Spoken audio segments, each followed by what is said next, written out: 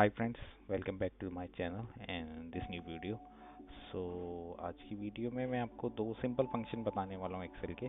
So start करते हैं पहले टेक्स्ट के साथ। टेक्स्ट फंक्शन है, काफ़ी सारे लोगों ने यूज़ किया होगा, बट जो लोग ज़्यादा यूज़ नहीं करते हैं मैं उनको एक बार बस दिखाना चाहता हूँ कि इसे हम कैसे यूज़ कर सकते हैं। तो सपोज़ कीजिए मेरे पास यहाँ पे एक डेट दी हुई है 26 जुलाई 2012।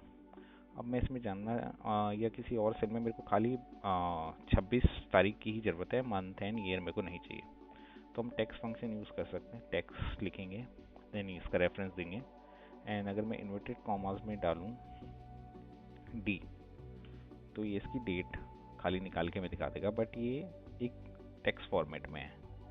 सो इसे अगर हम यहाँ पे कॉपी करके पेस्ट वैल्यू अगर करेंगे तो देखिए इसके आगे ग्रीन एरर वाला आएगा, तो इसका मतलब ये टेक्स्ट फॉर्मेट में है, नंबर में नहीं है। तो इसे कन्वर्ट नंबर हम ऐसे कर सकते हैं, बट अभी ये टेक्स्ट फंक्शन है इसलिए टेक्स्ट फॉर्मेट में रहेगा सब जो भी हम निकालेंगे। और ऐसे ही अगर हमें निकालना है मंथ, तो देखिए रेफरेंस दिया और मैं यहाँ पे डालूँगा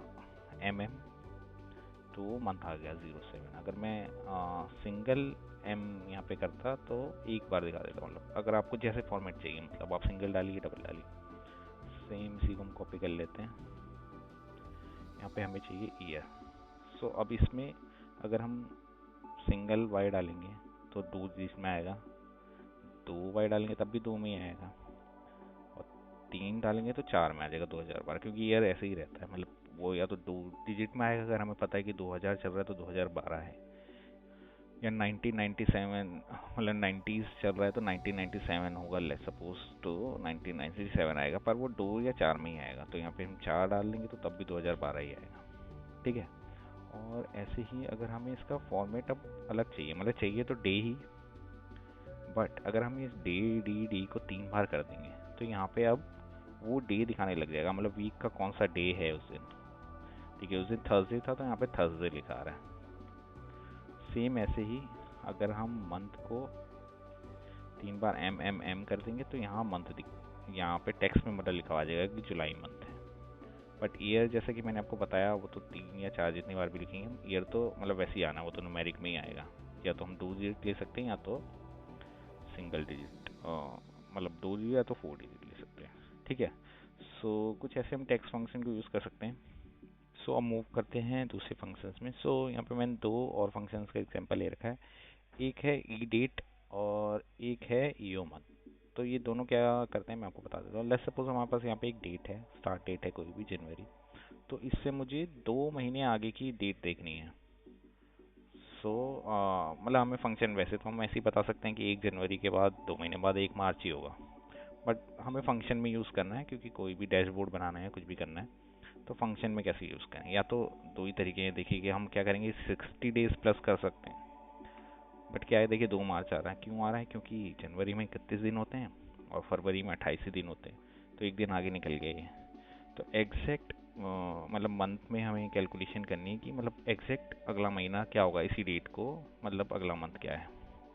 तो उसके लिए हम क्या लगा सकते हैं यहाँ पे ई डेट, देखिए इसका रेफरेंस दिया। या तो हम टाइप कर सकते हैं ये तो हमें 2 महीने आगे जाना है, या अगर हमारे पास कहीं रेफरेंस ऑलरेडी है जैसे कि मैंने यहाँ पे लिखा हुआ है तो 2, तो ई डेट करा और ये 2 महीने आगे जाके 1 मार्च 2013, ठीक है। ऐसे ही नीचे एक फंक्शन लगा रखा है मैंने 26 जुलाई 2010, 4 महीने आगे जाएंगे तो 26 नवंबर 2010। अब इसमें देखिए क्या कर सकते हैं, लेट सपोज हमें आगे नहीं जाना पीछे जाना है, तो -2 अगर मैं यहाँ पे लिखूँ और ये देखिए ऊपर वाली डेट ही कर लेते हैं, तो इसी डेट से 2 महीने पीछे 1 नवंबर 2012 था, ठीक है। तो इसे ऐसे यूज़ कर सकते हैं।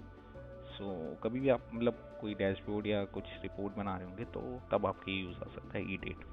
और ऐसे ही एक फंक्शन है ई ओ मंथ, तो ये क्या करता है एंड ऑफ मंथ बताता है। लेट्स सपोज यहाँ पे है 1 जनवरी 2013, मैंने यहाँ पे लगाया फंक्शन ई ओ मंथ।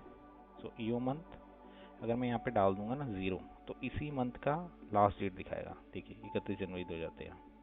और जैसे कि हमने यहाँ पे रेफरेंस दे रखा है 2, तो 2 महीने आगे जाके और उस महीने की लास्ट डेट क्या है 31 मार्च 2013, ठीक है। सो ऐसे ही जैसे ऊपर हमने किया था कि अगर हमें आगे नहीं पीछे आना है तो उसको मैं ट्रैक कर लेता हूँ, देखिए उसे 2 महीने पीछे आके उस महीने की लास्ट डेट क्या थी, ई मंथ में आ गया कि 30 नवंबर 2012 थी। सो आज की वीडियो बस यहीं तक थी। Thank you for watching. और कुछ अगर आप फंक्शंस के बारे में जानना चाहते हैं, डिटेल में और जानना चाहते हैं, तो प्लीज़ कमेंट कीजिएगा और मेरे को बताइएगा। And thank you for watching. Bye.